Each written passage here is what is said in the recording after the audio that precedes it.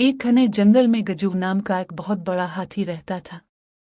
इसकी सूंड लंबी और ताकतवर थी, मगर वो हमेशा छोटे जानवरों की मदद करता। एक गर्मी के दिन जब तालाब सूख गया, तमाम जानवर प्यास से बेहाल हो गए। खरगोश ने गजू से कहा, अब पानी कहाँ से आएगा? हम सब मर जाएंगे। गजू ने सूंड लिफाटाई और बोला, घबराओ मत। मेरे सूंड में तो पानी नहीं, मगर हिम्मत है तलाश करने की। इसने जमीन खोदी, पत्थर हटाए और अचानक चिशश एक चश्मा फूट निकला। बंदर ने खुशी से चिल्लाया, गजू भैया, अब तो जादूगर हैं। गजू हंसकर बोला, जादू नहीं, बस ये सीखो, जब सब मिलकर कोशिश करें तो पहाड़ भी हिल जाते हैं।